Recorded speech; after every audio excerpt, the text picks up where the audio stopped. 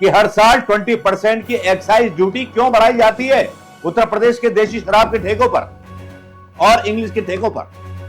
क्यों इतना बड़ा राजस्व लिया जाता है? वो बात अगर राहुल गांधी, देखिए कितना डरे हुए हैं ये पत्रकार, क्या पखाना हग रहे हैं, गू हग रहे हैं, लोगों को गू खिला रहे हैं, अपनी खबरों यूज करने पड़ेंगे क्योंकि ये पखाना मीडिया, अभी तक मैं बोलता था इसको मोदी मीडिया, ये पखाना मीडिया है जो मोदी खाता है। हरामखोर मीडिया से, इस मां के एल मीडिया से मैं ये पूछना चाहूंगा कि शंभू बॉर्डर पर किसानों के ऊपर गोलाबारी और आंसू गैस के गोले डाले जा रहे हैं, जो लोकतांत्रिक तरीके से अपना प्रदर्शन करना चाहते हैं, उनके ऊपर कोई खबर क्यों नहीं?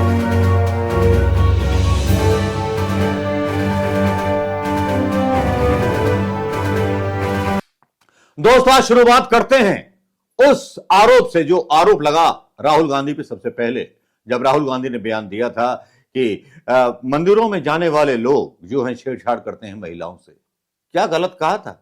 सच तो है, क्या झूठ बोला था राहुल गांधी ने? यह सच्चाई बोली थी जो कड़वी लगी, और उन छेड़छाड़ करने वाले नौजवानों का साथ दिया बीजेपी ने और कहा यह तो हिंदू धर्म के हिंदू लौंडों की जो है बेइज्जती हो गई। क्या कमाल था, क्या साथ था मीडिया की, क्या तरन्नुम और क्या तबला थाप जो थी बैठक और तबला थाप सारंगी बजा रहे थे वो पत्रकार, जो पत्रकार केवल एयर कंडीशनर ऑफिस में बैठ करके सारी रिपोर्ट उन्हीं कामों पर करते हैं जो ऊपर से आता है। अरे हजूर, हद तो जब हो जाती है जब यूपी में प्रधानमंत्री मोदी को डर लगने लगता है, तो राहुल गांधी की लोकप्रियता से डर करके राहुल गांधी के बारे में कुछ ऐसे पत्रकारों को भेजा जाता है शराब पिला करके कि वो सवाल पूछे। ऐसे कुछ लोग पिटाई कर देते हैं, उसी को लेकर के मीडिया जो है क्वेश्चन खड़ा करने लगता है। लेकिन इस हरामखोर मीडिया से, इस मां के एल मीडिया से मैं ये पूछना चाहूंगा कि शंभू बॉर्डर पर किसानों के ऊपर गोलाबारी और आंसू गैस के गोले डाले जा रहे हैं, जो लोकतांत्रिक तरीके से अपना प्रदर्शन करना चाहते हैं, उनके ऊपर कोई खबर क्यों नहीं बनाई? मोदी पर खबर बताते हुए क्या फटती है, पिछवाड़े से आग सुलगती है क्या? ऐसे गंदे वर्ड में आमतौर पर यूज नहीं करता, लेकिन आज यूज करने पड़ेंगे क्योंकि ये पखाना मीडिया, अभी तक मैं बोलता था इसको मोदी मीडिया, ये पखाना मीडिया है जो मोदी खाता है और जो पखाना निकलता है वो है पत्रकारिता आज के हिंदुस्तान की।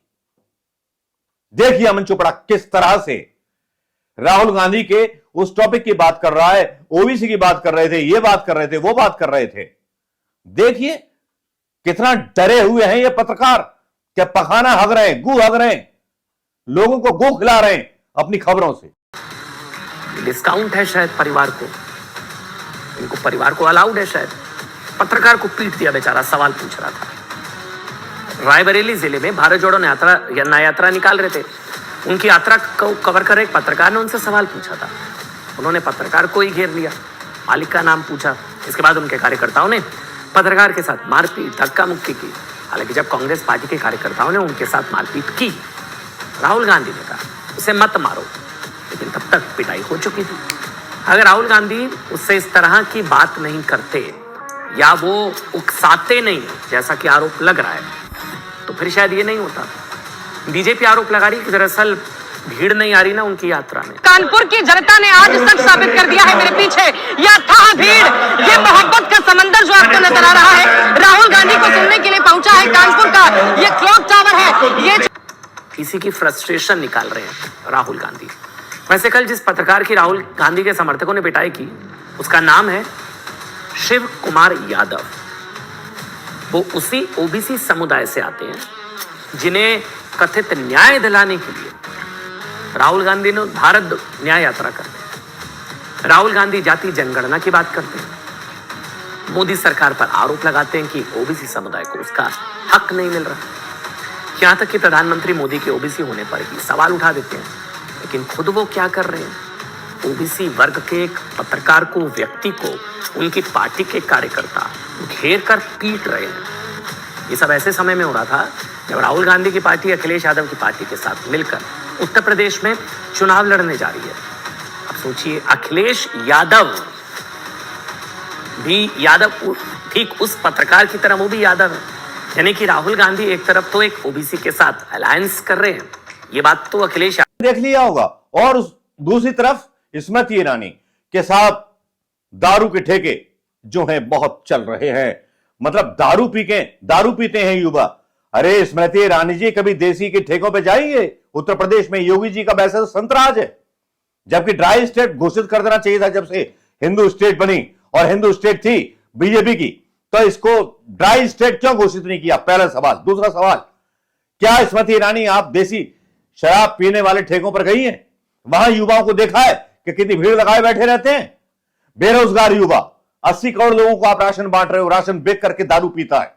क्या किसी पत्रकार ने इसके बारे में पड़ताल की? पड़ताल कीजिए माननीय पत्रकारों, माननीय पखाना पत्रकारों, माननीय गू रिपोर्टिंग पत्रकारों, कीजिए।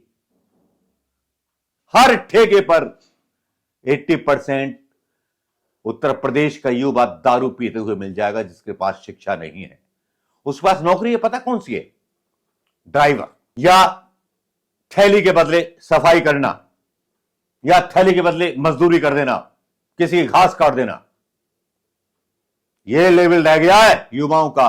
अगर राहुल गांधी ने बोला कि उत्तर प्रदेश का युवा अगर दारू पीता है तो क्यों पीता है, मुझे बताए। और ये बड़े बड़े पत्रकार जो बैठे हैं बताएं कि हर साल 20% की एक्साइज ड्यूटी क्यों बढ़ाई जाती है उत्तर प्रदेश के देशी शराब के ठेकों पर और इंग्लिश के ठेकों पर?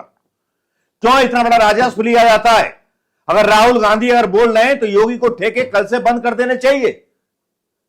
स्मृति ईरानी बोल रही है तो बीजेपी को कल से पूरे देश में हिंदू लोगों को बोला है ना, या यूपी के लोगों को बोला है, उनका अपमान किया है, तो बंद कर दो ठेके। उल्टी बातें करने में माहिर हैं, शराबियों का पक्ष ले रही हैं स्मृति ईरानी। जो युवा शराब पीते हैं ये तो नहीं बोल रही कि हां सही कहा, हम इस पर ध्यान देंगे। एक पॉजिटिव राजनीति होती है, पॉजिटिव सोच होती है। लेकिन क्या बोल रही? राहुल गांधी बदनाम कर रहे हैं। तेरा बेटा है या तेरी बेटी है उत्तर प्रदेश के बच्चे, क्या तूने उसके बारे में सोचा? तेरी बेटी तो सेट हो गई स्मृति ईरानी की, ये रेस्टोरेंट खोल करके खिला रही थी बीफ, उसकी खबर दबा दी। क्या यूपी के युवाओं की चिंता है? तूने अमेठी के युवाओं की चिंता की? इतने बड़े बोल नहीं बोलने चाहिए कभी भी जिसका आप पालन ना कर पाओ। ऐसी सरकार पर धिक्कार है। ऐसी सरकार को चुल्लू भर पानी में या दारू के चुल्लू भर बर्तन में डूब के मर जाना चाहिए, जो दारू पिलाती हो, गांव गांव ठेके खोल दी हो जिसने। इतना तो समाजवादी पार्टी के जमाने में नहीं थे दारू के ठेके। गांव गांव में जाइए, भाजपा के राज में दारू हर जगह मिलेगी, देसी दारू, और वो भी मिलावटी, उसमें भी पुलिस कमीशन खाती है। वैसे मेरे दावे को सुधीर चौधरी सही बोल रहे थे कि सबसे करप्ट यूपी पुलिस है, और उसी करप्ट यूपी पुलिस में शामिल होने के लिए इतने लोग आ गए। सुधीर चौधरी जी, आपका बहुत बहुत शुक्रिया जो आपने ये बात बोली सोशल मीडिया पर। लेकिन एयर कंडीशनर कमरों में बैठने वाले पत्रकारों, अपने आकाओं की बात मानने वाले पत्रकारों, तुम्हारी पत्रकारिता पखाने से और टट्टी से भी बदतर हो गई है, यह कहना पड़ रहा है आज मुझे इस YouTube के माध्यम से। टट्टी पर वैसे कोई बैन नहीं है, पखाने पर कोई बैन नहीं है, गालियों पर बैन। और टट्टी और पखाना तुम्हारे लिए सही है क्या? जो वो हकता है ना, वही आप यहां पोतते हो पूरे मीडिया में, बदू फैला देते हो घरों में।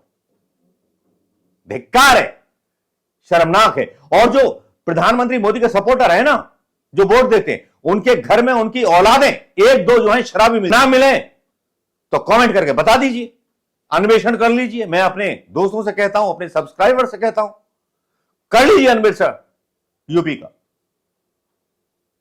80% में हर तीसरे घर में एक शराबी है बेटा, जो देसी दारू में घर को बर्बाद कर रहा है, या मां को ब्लैकमेल कर रहा है, मां बाप को ब्लैकमेल कर रहा है, जमीन बेच रहा है।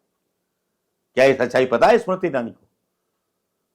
राहुल गांधी ने बोल दिया तो बड़ा पाप हो गया। सच्चाई बोलना ही गलत है, और राहुल गांधी सच्चाई बोल दे तो शराबियों का पक्ष लेना इनका तो मतलब महान धर्म बन जाता है बीजेपी वालों का। ये नहीं समझते कि राहुल गांधी ने जो बोला है उस पर कंट्रोल करो। क्यों पी रहे हैं भाई उत्तर प्रदेश के युवा इतनी दारू? क्यों ठेके खोले जा रहे हैं? ठेके बंद करिए योगी जी। राजनीति इस तरह की होनी। पखाना खाते हैं और पखाने की उल्टी करते हैं। कमाल है मीडिया। नमस्कार दोस्तों, राहुल गांधी ने जो कहा वो सोच समझ के कहते हैं। मंदिर वाला बयान भी सही था और आज का बयान भी सही है।